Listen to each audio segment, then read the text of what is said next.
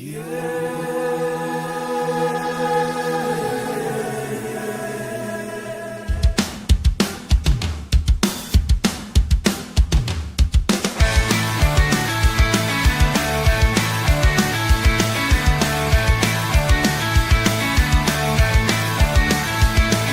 the summer solstice starts and we're sitting on a beach or fishing at the lake or just taking a break, the countdown clocks have started, fight songs pass the time.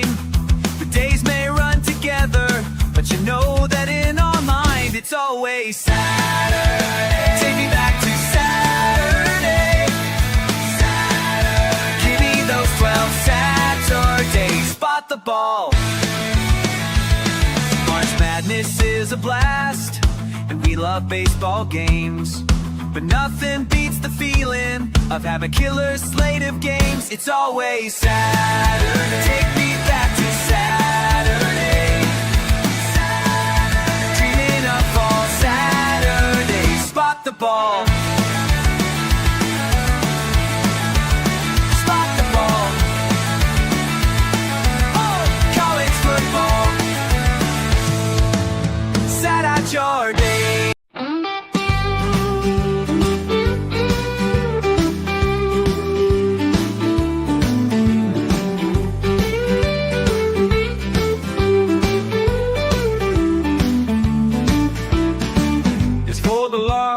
For the small, lay a big hit and pass a kickball. This game is for us all. From Seattle down toward the Keys, this game is you, this game is me. Cats, dogs, and steer, be the tree. This game is America, so sing it loud with me. College football forever. College football forever. Downtown LA, Starkville City. 1 week you're up next, take a dip. Run the rock or let it rip. This game is America. All say, can you sing it with me? We just stepped on her face with a hot-tail broken across her nose. Whoa, Nelly! College football forever. College football forever.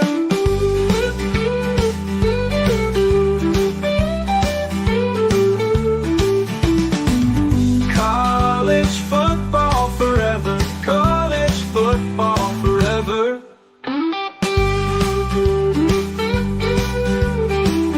College football is a year-round discussion with these two. Here's JC and Morgan. Mike Morgan of ESPN and JC Sherbert of 24/7 Sports have you covered. Beginning right now. Welcome, everybody. It's another installment of JC and Morgan. The official clock says we are 81 days, 3 hours and 7 minutes till the start of the 2026 college football campaign. We are less than that for the return of the pontiff of the Palmetto State, a man who needs no introduction. He has been on assignment. We didn't say where. Correspondent in Iran, fighting off shells and bullets whizzing by his head to give the best coverage, unbiased coverage that you could have there. But he's back now, out of his protective gear and ready to do what he does best besides defending our great nation. He also covers college football, and he does it on a different platform, which I'll let him explain that a little bit. JC, you've been gone for a while. You've had a lot on your plate. Sure. Many people that listen to this show, I know the chat room, and we love the chat room, folks. Occasionally, Chief Sports promotes this on a message alert system, notification. The rest of you might not be familiar with what else JC does. You know him as kind of a national figure, but he's also quite prominent with a website called The Big Spur, and that has changed platforms, which I believe means we have changed platforms. But Yes. all that being said, you're back and better than ever. Yeah, we have changed platforms. In fact, Mike, I'm gonna. I've looked at the numbers. We had to change platforms when I left 24/7 Sports because for some reason we had put it with them and you couldn't take it with you. We're now with On3. Everything is with On3, and our podcast platform is portable still. So even if we weren't on On3, we're not going to have those disruptions again. You can get it. Obviously, you can always get it on YouTube, but you can also, if you want to go sign back up for the podcast, and many of you have because the numbers are identical. You just go to the JC and Morgan a college football podcast. And we actually had it on a third platform in between 24/7 Sports and On3. But the move to On3 was just behind the scenes. It doesn't affect anybody. And you can always get it on Apple Pods, Spotify, Amazon, just wherever you get podcasts, man. It's all over the place. We've been doing it for 11 years. Certainly appreciate everybody that's stuck with it and stuck with me while we've been doing website stuff. Had some personal stuff I had to get done too. My father-in-law passed away right before we launched the new website, and another chapter of When It Rains It Pours. And my wife's an only child, so I had to kind of deal with some stuff with that with the mother-in-law. But we're back up and running, man, and it feels good. It does feel good. It's good to have you back, and our parade guest list will continue in recent weeks. Tim Brando, Tom Luganbill, and I've been talking about this guy for a while, and I use his stuff to prepare for games. His guide, Phil Steele, a bunch of other stuff, scouring the internet, and one of the most common questions I get about play-by-play is what does the preparation look like? And everybody likes to say they prepare more than the next guy. I watch a lot of tape. I even though I'm not an analyst, it helps. I'm a visual guy. So when I see players and the numbers and the names it just helps me visually. But when I do read, and so many people that do what I do like to brag about being a voracious reader. You know what? If you want a pat on the back for like reading prep material, that's mom stuff. I am very selective about what I read to prepare. There's some stuff that's out there that I'm just not, I don't trust it or I don't feel great about it. This guy puts out stuff, and I'll be honest with you, I've never met him. We've never spoken on the phone. I don't know him. Part of the preparation that I do during anything, you got to get the pronunciations right. So I want to make sure that I got this right because it's spelled with a C, has a lot of vowels, but it's Brett Ciancia. Ciancia. That's got a nice flow to it, doesn't it? And he is of Pick Six Previews, which I would recommend for those of you on Twitter or X. I don't know if he's on other social platforms like Instagram or not. We can ask him that. But Pick Six Previews is just really good. It's just it's a really good guide on every team, and he does rankings. And yes, he does predictions. And I don't know how they judge this stuff, but he'll tell you that they've been very good in predictions. But we'll just chop it up with him. Just another voice to break down some things on the upcoming college football season, get a unique perspective. Yes, as it already has been mentioned in the chat box, and I do want to dive into the JC5 momentarily. The national story is on one Brendan Sorsby, and what it all means and what it all is entailing. Because if you haven't missed the news cycle over the last 24 hours, he has been, and for me, not surprisingly, because just learning how I've learned a lot about law lately with college athletics, JC. I never wanted to be a lawyer. I don't necessarily like the way the legal system has been here lately outside of sports. Yeah. But I've learned a lot. And what I've learned is these separate appeal cases that college athletes have been putting together, very often it goes in front of a local judge. That local judge is going to determine the fate of the player eligibility. And guess what? That local judge very often has a particular leaning toward one school, and that is the case in Lubbock. I don't have a hot take here, JC. I don't want to get like I've heard some national shows the last 24 hours, and they've kind of pontificated the moralities and ethics of gambling and everything else. I do think there's some nuance to everything. So I'm not going to go down that rabbit hole. You may if you want to. I'll just say this: where have you folks been? And when I say you folks, I mean the talking heads.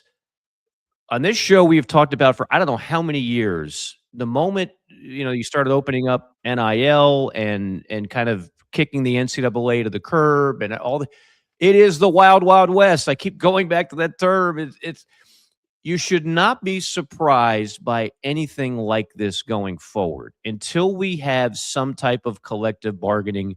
We all know the NCAA is toothless, has been for a while. We all know that everybody is out for their own best interest.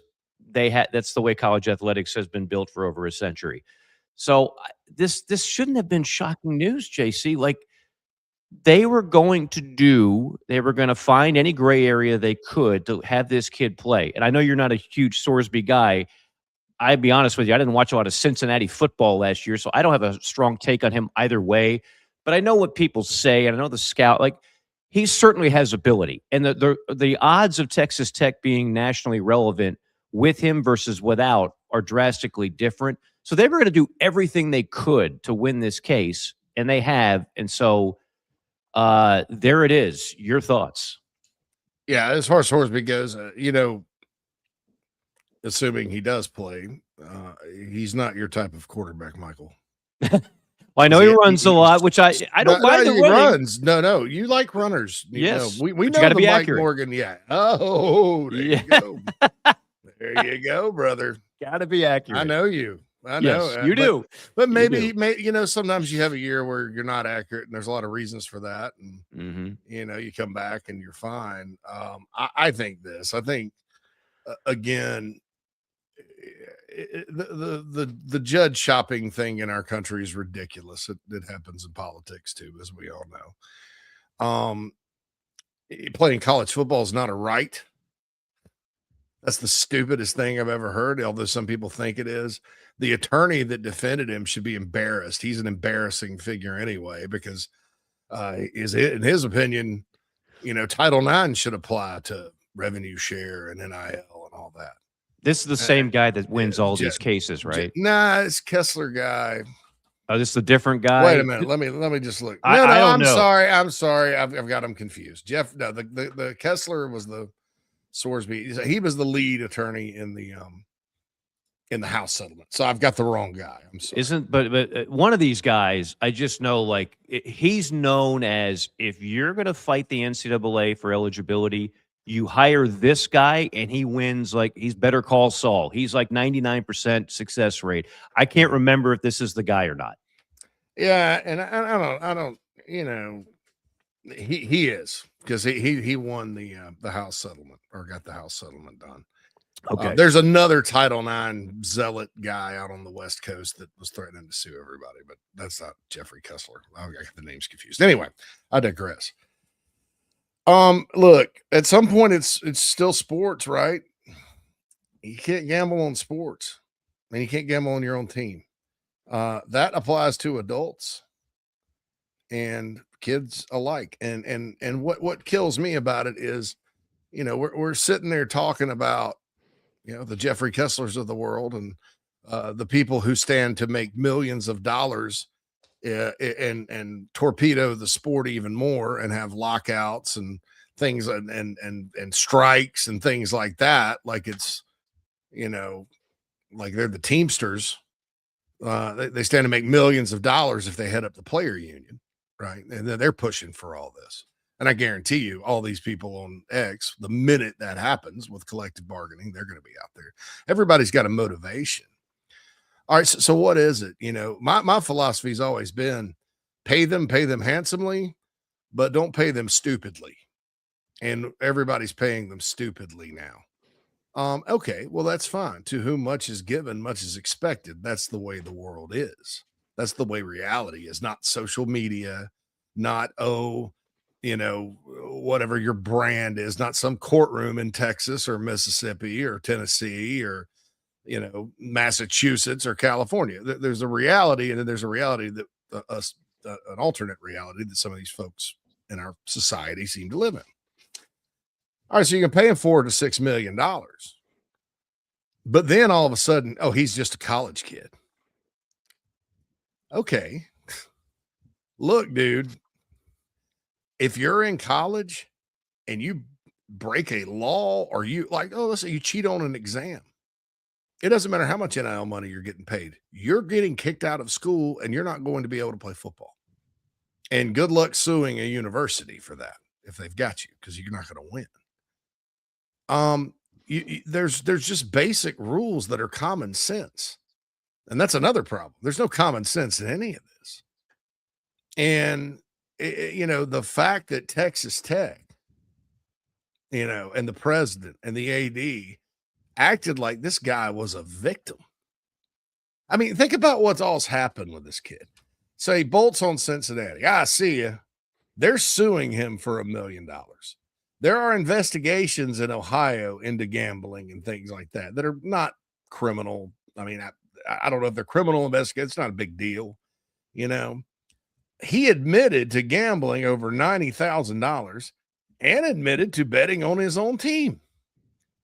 All right, Pete Rose got banned from the Baseball Hall of Fame, banned from baseball for life. That went to his grave, banned from the sport that he put a lot into, right? The sport, not just college, because he bet on his own team.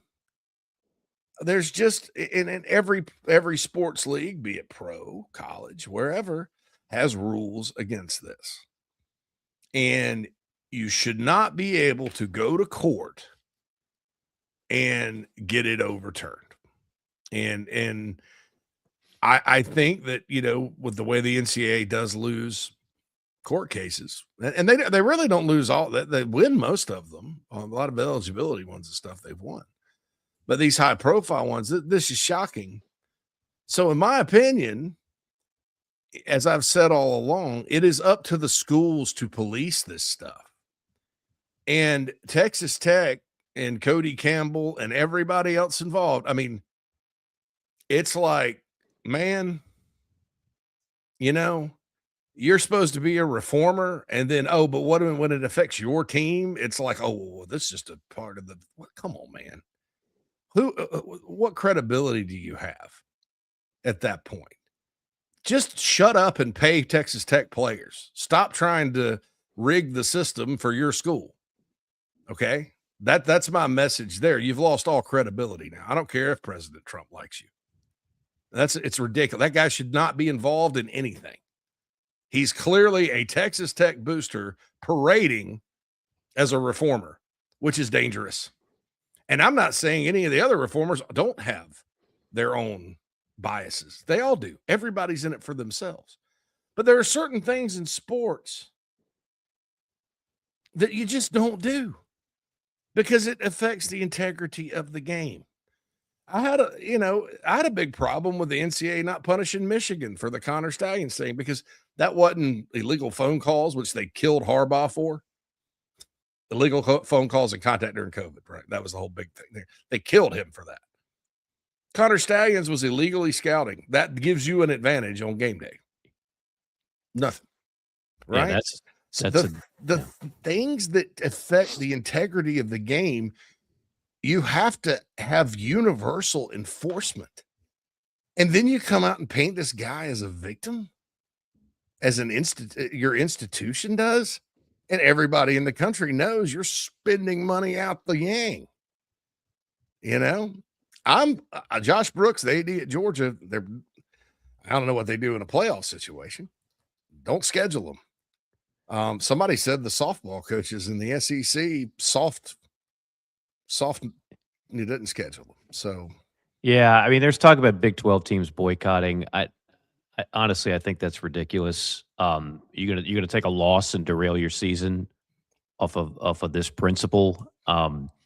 If you don't want to schedule a Texas Tech non-conference, great.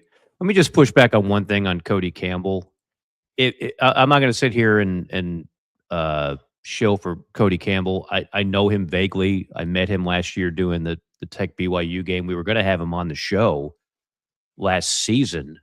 He just lost me with that. Maybe he can get back. Oh, I get it. I your everything you said is more than fair. I would just say this: if Cody Campbell's out of the equation, this lawsuit still happens. Like, this is not a Cody Campbell production. This is a Texas Tech production. And he ain't the only millionaire, oil and gas millionaire, billionaire in West Texas. I learned a lot about my trip to Lubbock this year. You can throw a rock and hit one of these guys, and they are all about getting Texas Tech relevant in everything. Cody's just the richest of the rich, but I assure you this would have still taken place with that same lawyer. Would you say his name was Jeffrey Kessler? Anywhere. Yeah. And let's not kid ourselves on this either. Texas Tech isn't the only school that would have done this. Oh, I agree. Do you think Georgia would have done it? Yeah, Kirby Smart would have done it? No. Kirby Smart doesn't need to do it. Just like Nick Saban didn't need to do it. They're already national powers. Texas Tech has the fifth best roster in the country. Did they not have a backup quarterback that's worth a flip?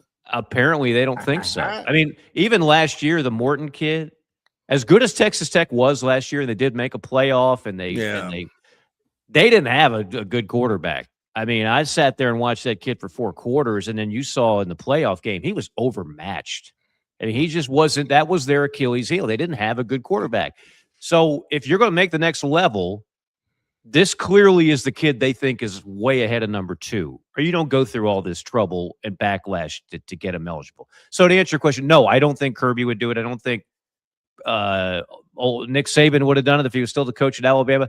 I don't think most of the national powers that already have a bona fide starting playoff caliber quarterback would do it, or a backup for that matter. But if you're Texas Tech, it doesn't shock me. Look, I'm not here to defend Texas Tech. I'm not here to defend the lawsuit. I'm just telling you, everybody is looking out for their own best interest, and I am not surprised. The moment this went to a local courtroom, and all you got to do is look at, like, I think the initial judge recused him or herself because they had deep ties to Texas Tech. So they bring in somebody else who has deep ties to Texas Tech. The whole appeals panel, all 4 appellate judges are Texas all Red Raiders. All guns up, baby. You see that? Well, it's not. That's the masked Raider behind me. Dude, if you're a judge, you're deciding important things, right? This is not in the grand scheme of it's like, some judges I can think just let them play. Just let them play, Mike. It's just a game, And I think people know that. So and again, I am not like, you don't have to tell me gambling on your own team, no bueno. I will say this. When he did it, he's basically in street clothes for Indiana as I don't know what string. It's a little bit different than if you're the starting quarterback and you're compromised, right? If you're truly like the biggest fear that we have in college athletics has always been point shaving, because that is the one that truly can pollute the actual outcome of games. And there's so much that has gone on that we don't know about. Oh, God, yeah. I'm sure you've heard the same rumors I have about a number of kids at a number of programs, especially before NIL. I mean, when these kids are they're basically not getting a true income, always the bag man, but they're not getting a true income.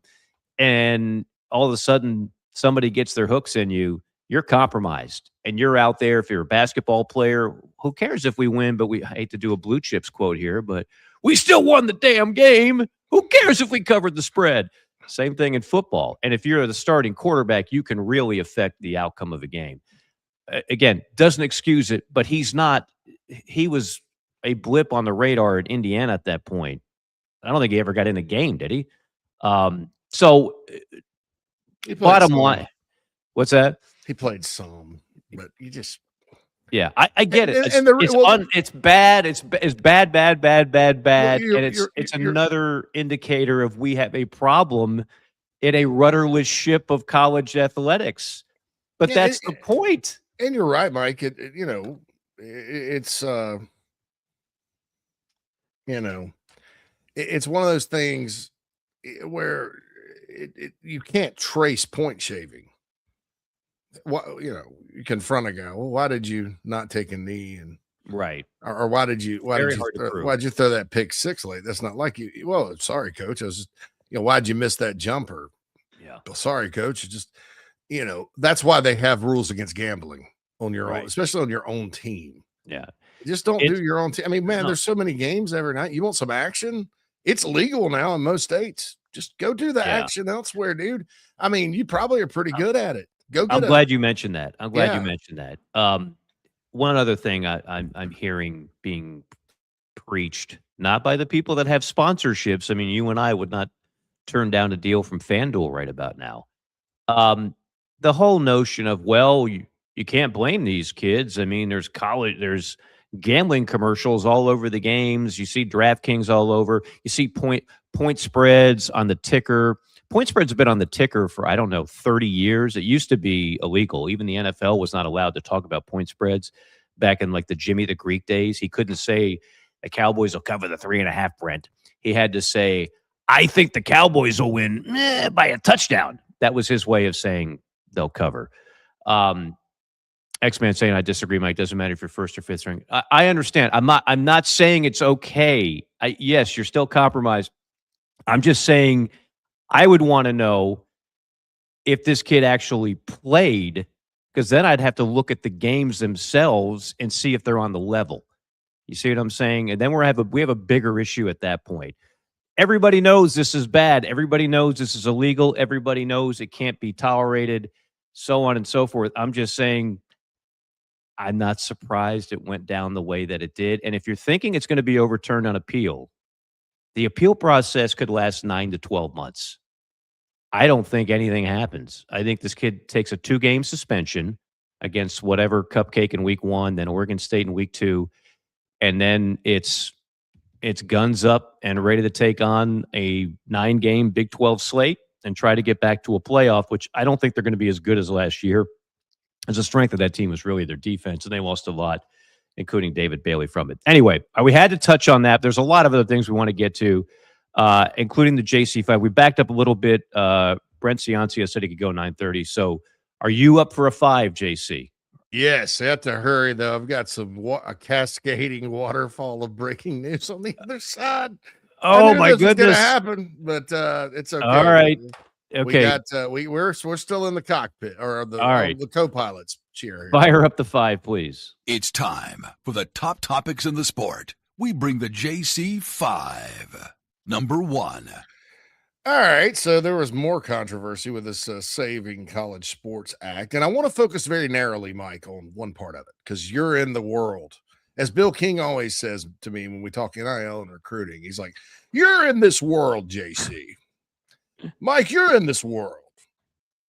You're on the SEC network. You're on ESPN. You know this business more than me. Would pooling all of the media rights, all of college sports, lead to, as the pro pool people say, more revenue for the Big Ten and SEC? I will tell you the SEC does not think so, and they're not for it. Oh, no, yeah, they're against it. So smarter people than me, the bean counters at the SEC have clearly looked into this. The SEC and the Big Ten make a hell of a lot more money on television than the Big 12 and the ACC. So their point is, why do we want to average it down to help them out when we control our own media deals, which the SEC, Big 12 does. We have our own networks, which they do. And we have the ability to bring in, in our eyes, we've looked at it, we make X amount of dollars with it, unregulated or unpooled. We make X amount of dollars pooled. They clearly have done the calculus on this, and it's less. So I don't see that happening anytime soon. Okay. I am with you there unless, cooler heads prevail on that. Number Okay. 2. All right. So on that same note, they were worried about a super league. Now, me, man, I've never gotten the sense the Big Ten and SEC would combine. I kind of got the sense maybe they'd have a loose partnership and they'd raid the other two leagues and have two super leagues and kind of coexist. Are you buying Senator Ted Cruz's concern that that there was some talk that the two leagues would actually combine? They're very different. I don't think it's happening. I think that is the in case of emergency, break glass and here's our threat to you, Big 12, to you, ACC, to you, Group of 6. So we now got to include the Pac in that.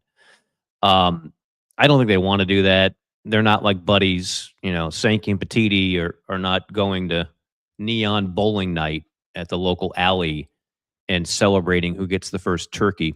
That's 3 consecutive strikes. I've done that twice in my life. It's banner day when you do it. No, I don't see that happening. I think that's leverage of it's a threat. It's basically if you guys keep complaining that there's not enough equity in this whole thing, if you're upset that we're making, I'm just throwing out a number, $50 million a year more in TV revenue than you are, and you're threatening us, we can just join the Super League, and then you're really going to find life miserable. Because at that point, the ACC and the Big 12 almost become part of the Group 6. They really do. If the SEC and Big 10 merged, I don't want to say the lights are out. You're still going to play, but you're going to be up the creek without a paddle. So I say no. Number 3. All right, Lincoln Riley. I said Lincoln Riley at Ole Miss. Yeah, Pete Golding doesn't work out. I can see Lincoln Riley resurfacing in Oxford. Lincoln needs to improve his stock a little bit. All right, take a bit of a hit. Number 1 recruiting class, though, right? Yeah, as of now, I don't think it matters, man. They always recruit well. I think the problem with Lincoln Riley's teams has always been the problem with Lincoln Riley's teams that they don't play defense. They're not particularly tough, and now they're in a line of scrimmage league. However, they had a pretty good year last year, and when all was said and done, I think they're 10-3, something like that, 9-4. He's got his quarterback back, the guy that transferred in from UNLV. So, it's one of those things. How hot is his seat, and do you think he'll survive? I think it's extremely hot, but I think he survives because it's Southern Cal. Not the same pressure cooker of the coaches, say, in an SEC setting or Big Ten setting. And they, without knowing the full details of the contract, something tells me, JC, it would cost a lot of money to get rid of him. And they've already invested so much money to have him. So it's like, first off, you're admitting you had one of the worst hires in school history. Right? Because you put everything. People have to remember when that hire was made, I know the numbers have all changed. When that hire is made, what they gave Lincoln Riley was almost unprecedented.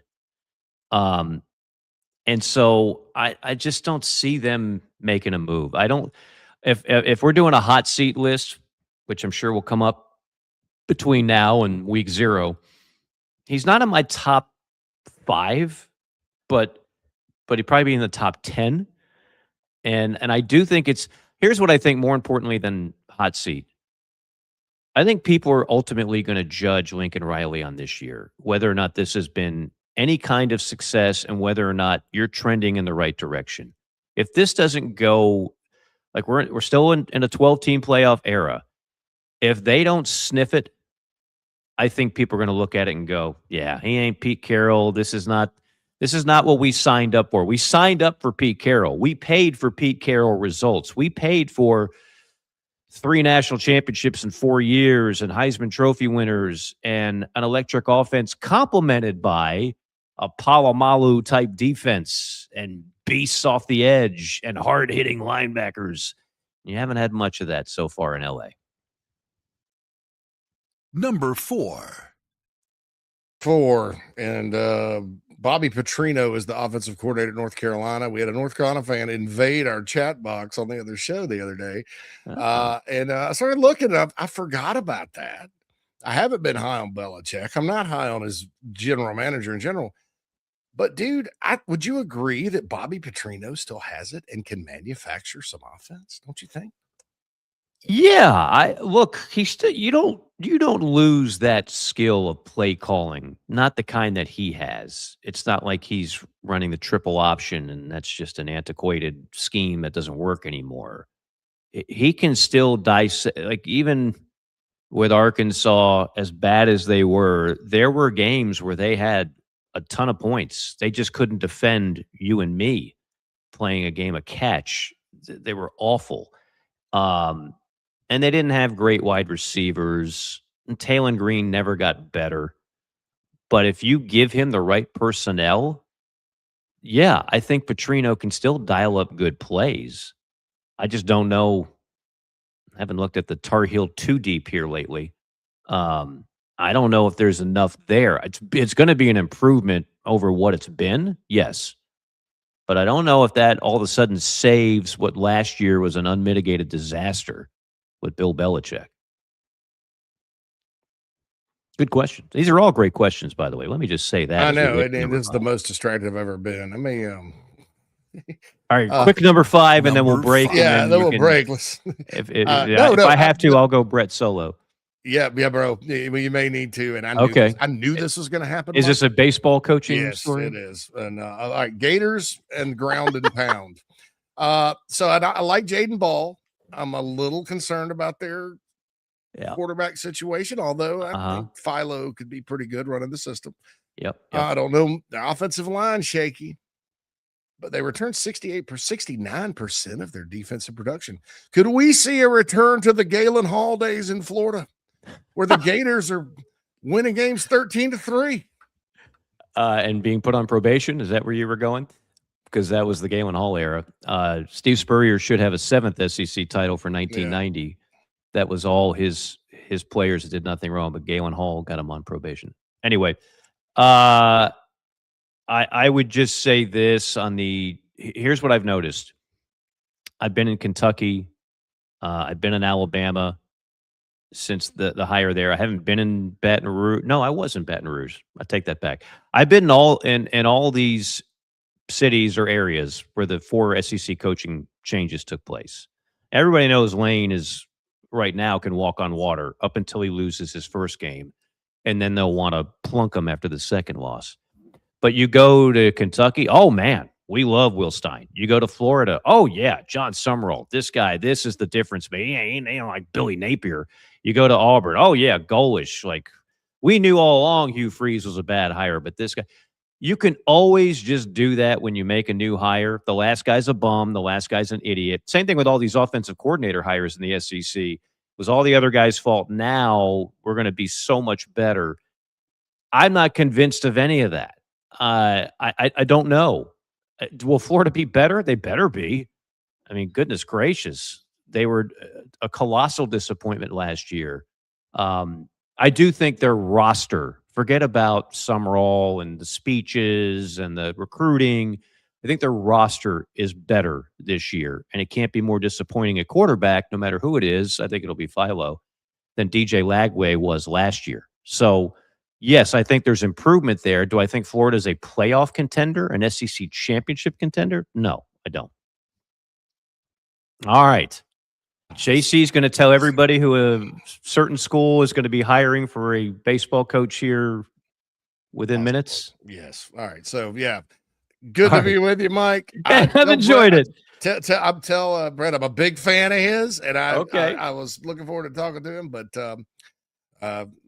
these days it's just gosh, I hate it. But no, it's okay. Look, anyway, can I ask you this? JC5. Yes. Is it the same coach that I thought it would be for the last 2.5 months? If I said that now, everybody's going to go run with it, Mike. So. Well, I thought you were you're not breaking news. You're breaking. Well, there's part a of the technical news. part of it. Anyway. Okay. Man. All right. I got you. I answered you in the chat box. See ya. Okay. JC is out. Brett Ciancia is in. When we return, we'll talk more college football with the purveyor of Pick Six previews on the other side of this timeout. Welcome to Palm Casual Patio Furniture. Because we are the factory, Palm Casual has the ability to offer the highest quality outdoor furniture paired with world-class service.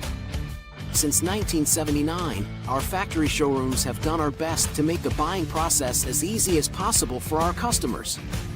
Our understanding of the many factors that go into your decision has helped us create our 30-day trial period that increases the level of comfort our customers feel during the shopping experience. Visit us in Somerville, Mount Pleasant, Myrtle Beach, and Bluffton, and online at palmcasual.com for our products in out-of-state locations. Go Gamecocks! Hey folks, want to tell you about our friends at Titan Construction Group really quick. They're a mid-Atlantic based general contractor, specializes in retail, restaurant, and office construction. TCG strives to separate itself from other general contractors by adding value every step of the process.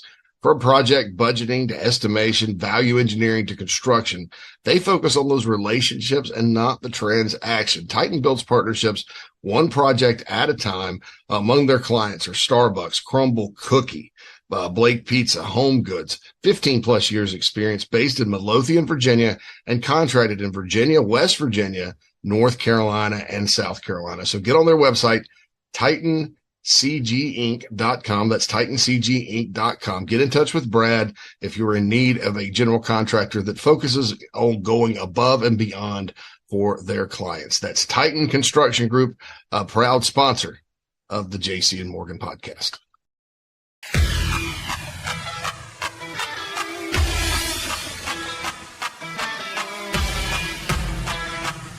We're passionate about making sure that the Nest and Wild mattress is the best it can be.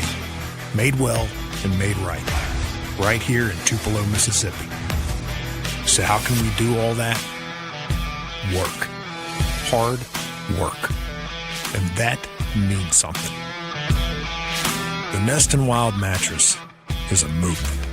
It's a pride in where you come from and where you're going. So get comfortable, because this movement is just beginning.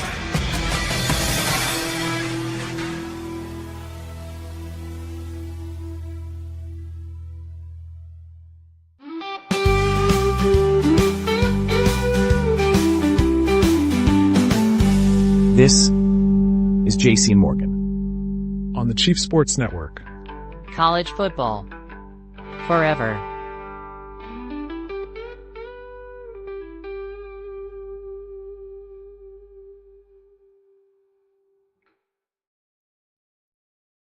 Okay, we are back. It is another installment of JC and Morgan. JC had to step aside. He's hunting down a story.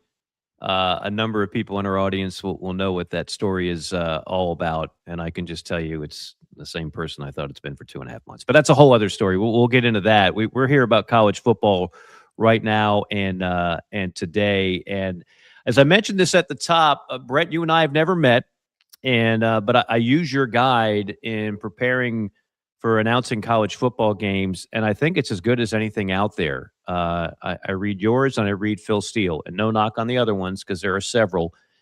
The other ones don't do a whole lot for me just in terms of information necessarily. But let me first see if I can not screw this up because I'm big on pronunciations. Brett Ciancia. You nailed it. Yeah, appreciate that. Oh, appreciate the okay. praise of the book. Yeah, you got Thanks it. for joining us. We'll see you next time. No, it's but I did want to get that because it's funny. I've been reading your stuff, and the whole time I'm like, I really don't know how to pronounce this name. It's a tough one. It's Italian, but you crushed it. And yeah. Well, I'm part Italian as well, so with all the vowels, I figured it was something. There was a Paisan element in there, but I still could have gone a number of ways. So I know a lot of our listeners know your stuff. They don't necessarily, you're not out there publicly. This is the first time we've seen your face or maybe heard your voice, but they know your guide and they speak very well of it, just like I do. So all that being said, tell us, where are you? How did you get into this? What was the impetus to put together in a very crowded and competitive space, a college football guide / season preview. Yeah, well, first off, thanks so much for the praise and for having me on. I really Sure. appreciate it. It's preview season, so we're coming down the home stretch here for the 2026 edition. But how I got started, I'm based in southeastern Pennsylvania. It's really a pro sports area. It's all Philadelphia Eagles Yeah. talk. You got the Phillies, Sixers, Flyers, and then Big Five basketball in March. But not as much college football coverage as I wanted. I loved the sport growing up. My dad introduced me to the sport. Got to travel all across the country for games. But just love college football and wanted to put together a product that other diehards would love. And I try and bring a mix of everything. I have advanced stats that I've designed that are successful at picking seasons and picking game outcomes. So you have the numbers aspect, but putting it back into readable terms, because I want to learn about schemes, X's and O's, even some program histories. So I try and put everything that I would have wanted in a preview magazine into this one, into Pick Six Previews. A couple other things too. It's a one-man show, so I'm doing all 68 Power Four teams. There's no other staff at all here, so it gives you an objective view at all 68 compared against each other. So I think that's a little bit unique compared to the other magazines out there. And then lastly is the accuracy piece, because they're keeping score of this, and I wanted to win. I'm competitive, and Sure. they grade who the most accurate predictors are amongst all the preview magazines. I launched in 2013. I won the title right away. And then I've held it every 5-year and 10-year interval since. They do a 10-year interval. So when I became eligible there in 2022, I won it that year. In 23 and 24, 25, I've continued the tradition. So that's kind of the credential on the side there to have that backing. But yeah, that's Pick Six Previews. Talk to head coaches, talk to coordinators, a lot of local media. Just try and get the most up to date and also interesting and enjoyable college football preview out there. Yeah, and again, this is no knock on. I've broadcasted many G5 G6 games. I've done Maction on a Wednesday night. I've done a Sun Belt game on a Thursday. There are other guys that'll give you great intel on that too. So this is not, being, as I like to joke on this show, we're not Power Four elitists on this show. But what I love about the fact that you just cover the 68 is that when you do those rankings, because it's so hard in college football, and unlike the NFL, I don't care what a guy's quarterback ranking is against a 1AA opponent. If I don't want to know.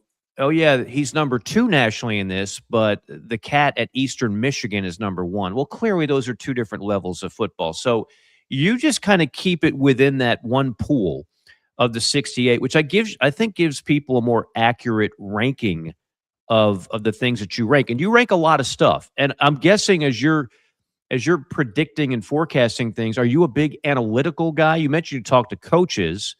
How much of it is just pure data in, data out versus feel for what you think is going to happen?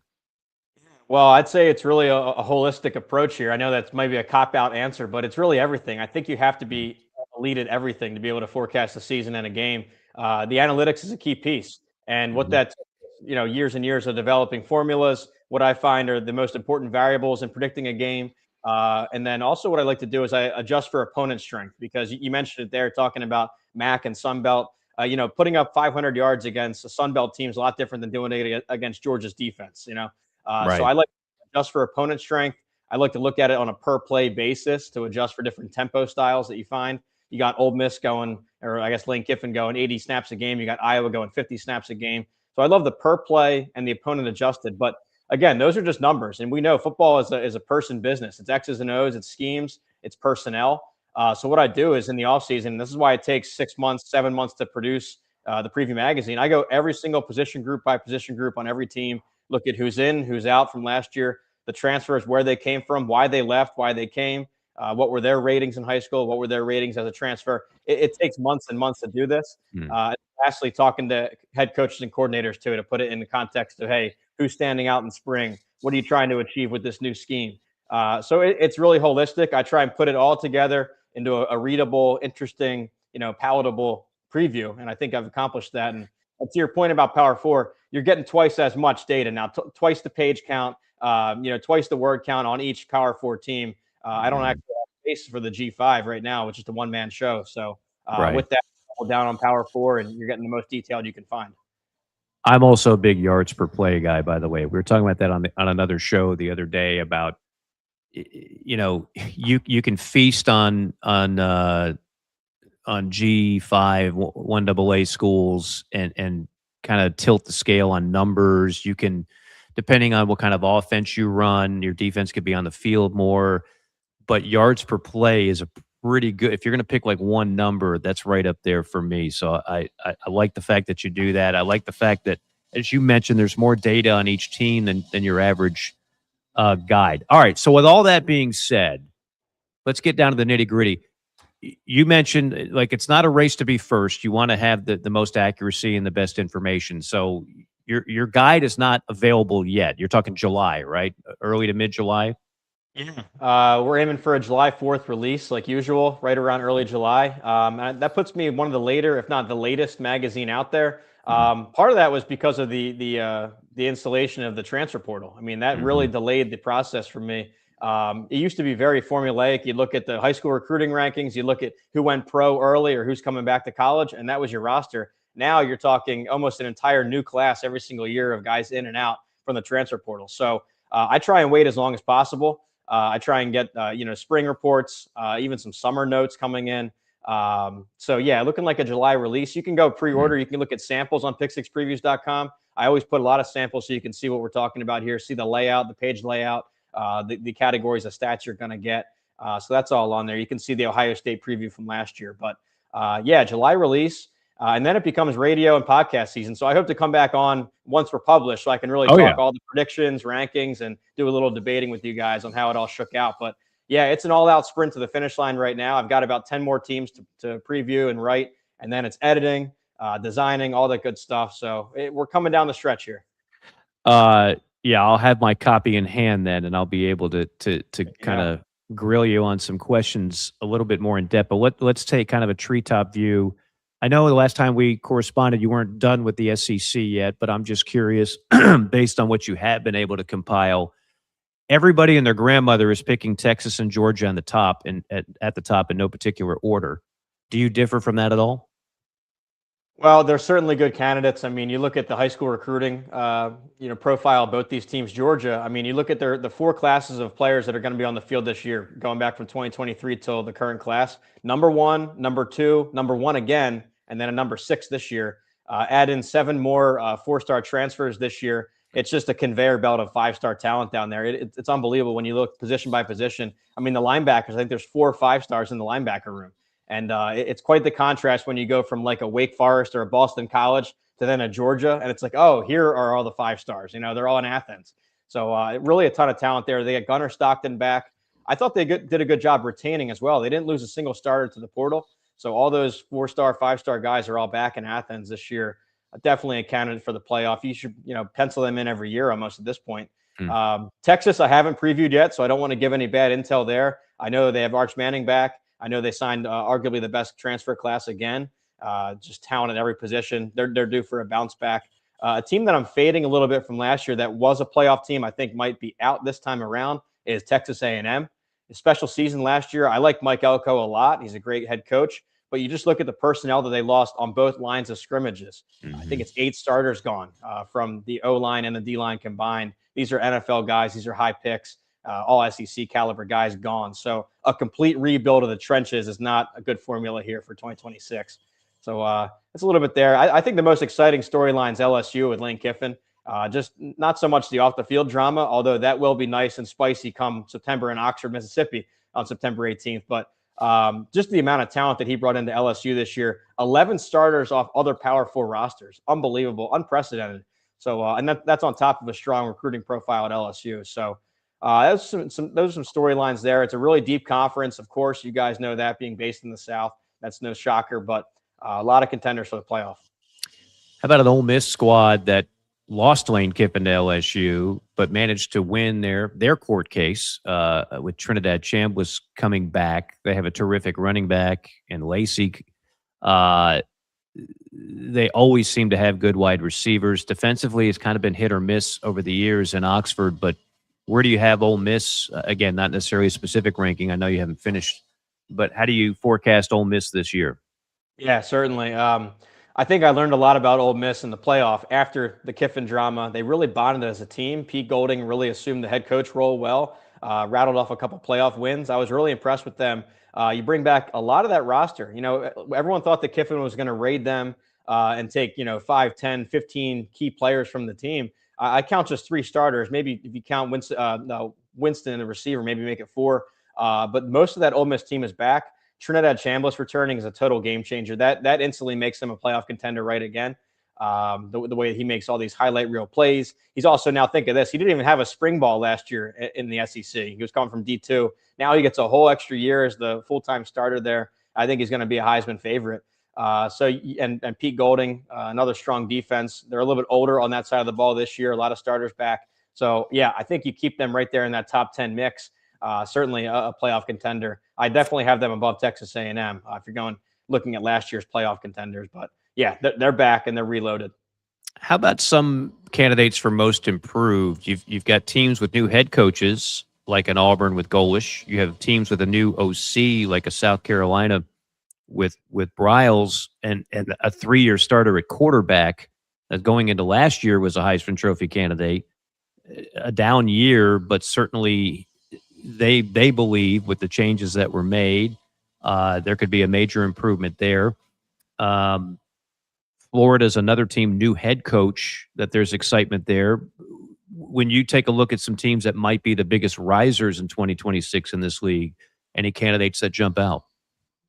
Yeah, I'll throw one in there, Kentucky. If you're looking at most improved, I mean, that's a very low starting point. So I think that were they 4-8 last year? I think they can get back to bowl season. They could be a mover and shaker here. I'm not saying they're going to win the conference or anything, but improvement. I think Kentucky. I was really impressed with what Will Stein was able to accomplish in his first transfer class.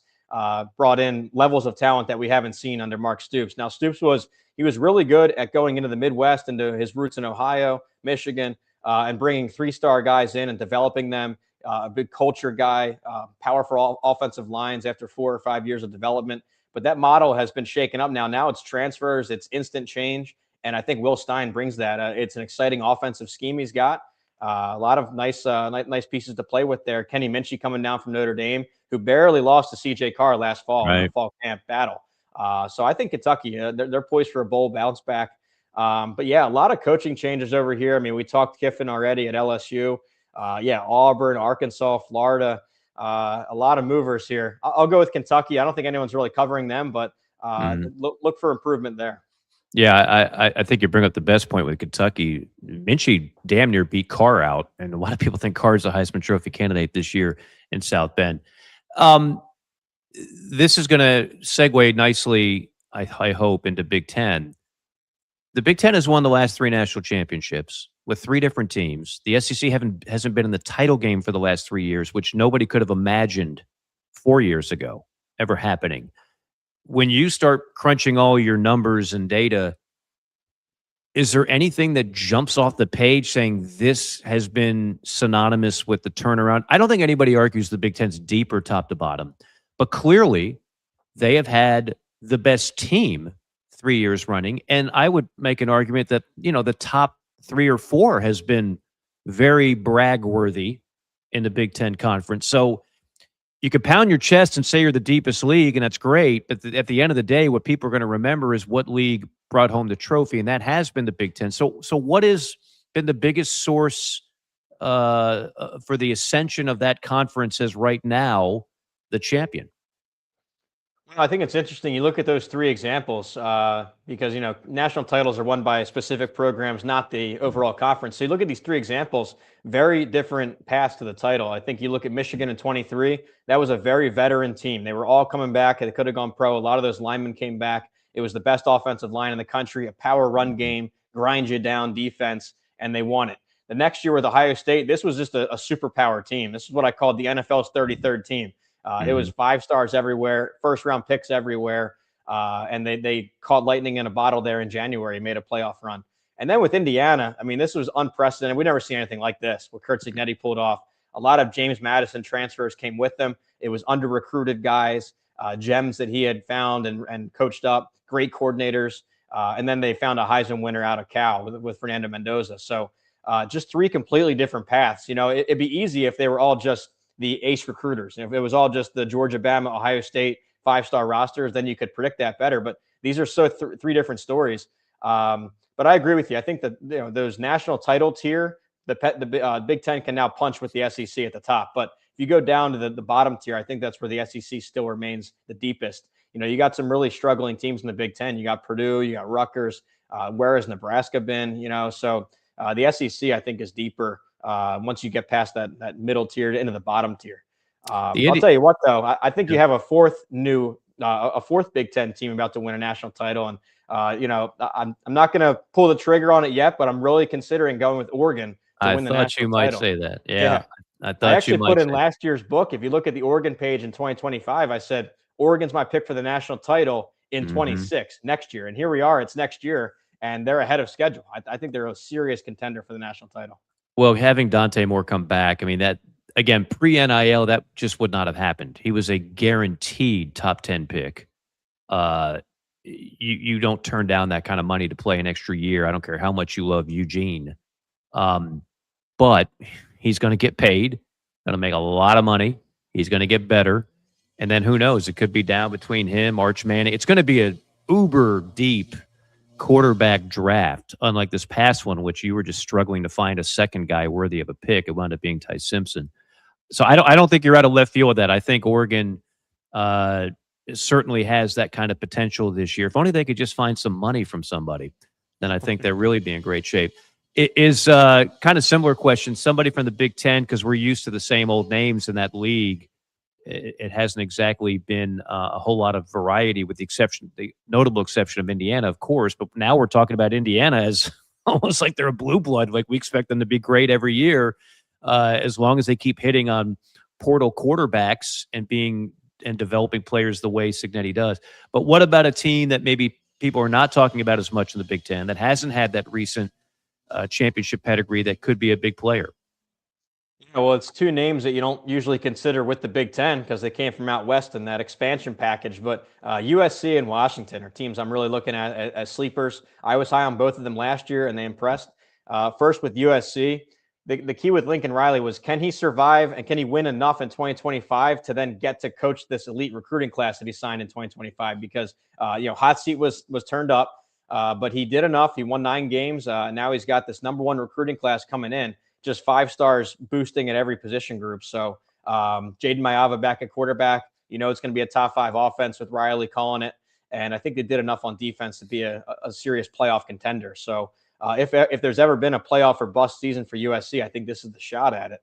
And then maybe a little bit notch below, but still a top 25 contender would be Washington. I've been high on Jed Fish for a long time, even what he did at Arizona. And he's got his quarterback back with Damon Williams. I know there was some offseason drama there for a couple of days, but he's back in Seattle. A lot of stars around him. I like their defense. So look at USC and Washington, teams you wouldn't normally think of within a Big Ten discussion, but they're in there now after expansion, and they're legit. So I would look at those two. I'll throw in Michigan. I know that they've been in the mix for a while, but I am really intrigued to see what Kyle Whittingham does up there. I've always loved what he's built at Utah. It was more of a longer-term build. He would have them for 4, 5, 6 seasons. But now in this modern era, it's more instant change. We'll see what he does with that. He brought a lot of Utes with him, brought some great coordinators too, with Beck coming in, Jason Beck, his offensive coordinator at Utah, Jay Hill from BYU. A lot to like from Michigan.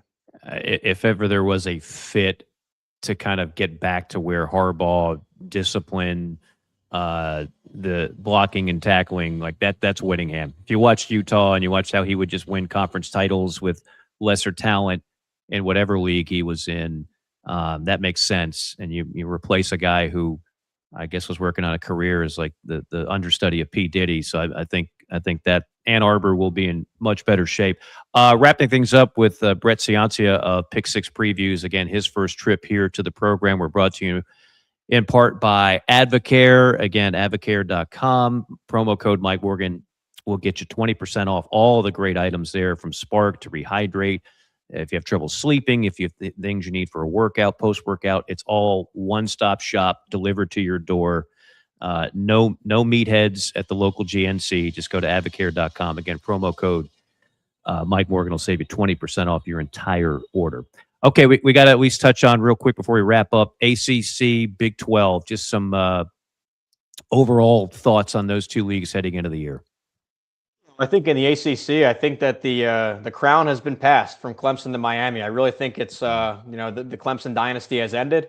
I think that with Miami, you have an ascendant program here. They showed it off in the playoff run last year, and I think they were even ahead of schedule last year. A lot of that talent is back for 2026. I even think they upgraded a quarterback. I know Carson Beck was very veteran, very experienced, made a lot of key plays for them, but Darian Mensah is a gunslinger. I mean, he's more in the Cam Ward Miami quarterback skill set. I mean, he's going to bomb it. I think he had the most downfield shots of any quarterback last year. If you look at it statistically, brings his number one receiver with him from Duke and Cooper Barkate, and then just a ton of 5-stars on this roster. A little bit of question at offensive line, but if you're ever going to question the program, it shouldn't be Mario Cristobal's ability to build a line. Him and Alex Mirabal, two of the best line builders in the country. So I love Miami to win that conference. I think that they're head and shoulders ahead of the rest of the league. A sleeper from the ACC, I'll throw Louisville in there. I had a chance to talk with Coach Brom. Really impressed with what he brought in from the transfer portal. A little bit different style of quarterback than you're used to at Louisville. He's got Lincoln Keenholz coming in from Ohio State, a bigger build, a physical guy.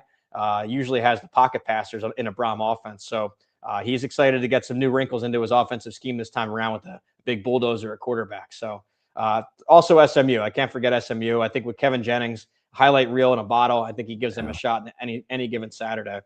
And then Big 12, I mean, I know that's been the storyline this week with Texas Tech, but with that controversy on the side, I still think Texas Tech is the top team in the conference. I went down to West Texas last year, made my first trip to Lubbock last year. I got to see this thing live when they played BYU. I was there. Yeah, you were there too. Yep. They love college football. They love high school football. I saw a game over at Mojo in Midland, Odessa Permian. They love football in that part of the country, and they're putting their money up where it counts. And they built a serious playoff contender last year. Their defense, I think, might have been the best in the country overall. But you look at what they brought in again this year. They're reloading. I think they are the team in the Big 12, regardless of who's under center. So that's where we're at with those two conferences. Wrap things up here. Top 3 quarterbacks for you. I don't know if this is based on data or just what you've seen, what you feel. Top 3 quarterbacks nationally. Wow, top 3 quarterbacks. I mean, I think I'd go Trinidad Chambliss. What he was able to do last year was unbelievable, and that was as a transfer, no spring ball. He came in like the 3rd week of the season and just dazzled all year. So I'll start with him. Oh man, this is tough because I haven't put together the preseason All-American list, so this is going off the top of my head. Well, let me throw out some names and see if you would put them in there. Arch Manning. Yeah, sure. Not top 3 for me. No. Really? Okay. No. It's interesting because I mean, I've seen this before. Like I saw someone I respect fairly much on the national scene. He had Arch Manning 5th in the SEC. I'm like, come on. Are you just hot taking this? Because if you saw Arch the second half of last year, I had him against Oklahoma and I had him against A&M. He was the best player on the field. Yeah. All this, and he never had a great offensive line. He never had a great running game. I know that's hard to believe at Texas, but he didn't have either. And he still managed to like will that team right on the doorstep of a playoff and won the biggest games of the year. So I'm just wondering what is it that you see lacking in Arch in 2026? Well, I don't think that it's so much lacking. I think to your point, he really grew up in the second half of the year. I thought that A&M game was huge for him because he was going up against Marcel Reed. This is the biggest rivalry in the state. And then in the fourth quarter, Reed throws 2 crucial picks to flip the game. And then on the other side, Manning takes advantage, wins the game. So I thought that was a huge moment for him. Yeah, he's certainly a contender for this. But I was going to go Chambliss, probably Julian Sand from Ohio State. I thought that he played almost a flawless season up until that Miami game. What I want to find from Sand, though, is it's a little bit of you can't really put a term on it, like some late game moxie. When the play breaks down, when the pocket breaks down, can he create? He didn't show that against Miami. I know that's a tall task against Ruben Bain and Akeem Mesidor, but a little bit of that fourth quarter and fourth down magic I want to see from Sand. But you got to put him up there. Dante Moore. Dante Moore at Oregon, yeah, and that's part of the reason why I have them so high. I'll throw him in that discussion. I do like Darian Mensah that we talked about for Miami. I do too. I think that what he did at Tulane and Duke, but now surround him with almost NFLers at every position at Miami. I think it's going to increase everybody's playing style. Then you have some wild cards, some roulette chips like I like to throw out. I mean, Kevin Jennings at SMU has been unbelievable for them. He played a lot of the season banged up with his leg was injured. Who What else about a we guy got? like Sam Levitt at LSU, transfer from Arizona State? Yeah, yes and no. I think that in 2024 he was special. In 25 he had to do a lot more with his legs, which I liked, but Mhm. some of the passing stats weren't quite there, and Mhm. maybe a lot of that's personnel around him. From the Big 12, I would look at maybe Noah Fafita from Arizona. He's been there several years as Still a starter. there. Yeah, all Yeah, still 5'10" of there. them. Yeah. Bear Bachmeyer, huge frame. They called him a centaur. He's so big. The quarterback Yeah, for BYU. yeah. Maybe not best in the country, but if you're looking conference by conference, Yeah, I'll let's throw see. out a name that will not have Heisman numbers, but he just wins games and makes plays. Gunnar Stockton, Georgia. Absolutely, a true winner. I mean, that guy puts his body on the line for his team. A lot to like from him. And you know what? He might get the numbers. I mean, you look at it last year. I think he was right near 3,000 yards, a ton of touchdowns. I think something like 35 total touchdowns, only 5 picks. If he continues that and Georgia makes another SEC title run, he's gonna, probably have a seat in New York. He's a Yeah, contender. Um, yeah, I mean, we'll see about a guy like John Mateer. I thought he would have done a little bit better last year. Now, part of that was a banged up hand. He injured his hand I don't think he was right ever around the that same Texas game. player after that. Yeah, exactly. So you can't fault him for that. I think now a second year at Oklahoma, a third year in Ben Arbuckle's system, because of course he came Mhm. with him from Wazoo. Look for him to really improve and put up bigger numbers this year. Um, yeah, I mean, there's a lot of contenders. I mean, CJ Carr, we forget because they're not Yeah, in a conference, but at Notre Dame, I think he was top 5 quarterback rating. If you look at it efficiency wise, now you look at him as a second year starter, second year bonus, and really a perfect team around him. So yeah, you could go any one of 15 ways here. That's why I like to do my All American team, but then also a right. top 15 positional rankings too. So you see 1 through 15. That's going to be all be in there in the July book. That gives us an excuse to have you back on in about Absolutely. a month. So we'll do that. I look forward to my copy of Pick Six Previews. Like I said, as someone who likes to do a deep dive to prepare for games, it's as good as anything out there. Brett, you're doing terrific work. Tell the folks out there if they haven't already gotten your guide, how they can do so when it is out. Thanks so much, Mike, for having me. I hope to come back Sure, on. Hope to get definitely. JC on here, talk some South Carolina. He does great coverage as well. Yeah, Um, yeah. He's covering a baseball search. He's already got everything he needs to know on Lenora Sellers, but right now he's got breaking news on a different sport. But he'll be yeah, back with for us sure. full time next time. Yeah. Well, you can check out pick6previews.com. On there, we have a couple sample pages to see from the preview magazine. We have a digital and a hard copy edition, spiral bound. It ships out early July. If you buy the hard copy, you get the digital as well. That way, for those couple days it's in transit, you get it right away. And then also for the fall, we have a thing called Pick Six Plus. It's a weekly email every Tuesday. It's basically the magazine, but updated every week with new stats, new picks, new projections. It gets you caught up because you can only watch so many games on Saturday, but this gets you fully caught up for the next week coming up. So you can check samples there too. So pick6previews.com, Pick Six Plus. Awesome. Brett, love your work. So glad we finally had a chance to have you on. And again, it won't be the last time. Thank you so much. Awesome. Thanks so much, Mike. Have a good one. You got it. Be well. That is Brett Ciancia of Pick Six Previews, pick6previews.com. And that'll do it for us, for JC, who knocked it out of the park the first half. Our fearless producer and multitasker, the Mad Dog, Phil Mullinax. Mike Morgan saying, thank you so much for tuning us in. Check out Avocare.com. Get yourself 20% off, promo code Mike Morgan. We'll see you next week. We'll keep the guest parade going. Tell you about who that'll be probably in a couple of days. JC will put some stuff out on social. For everybody tuning in, thanks a bunch. We'll see you next week on JC and Morgan.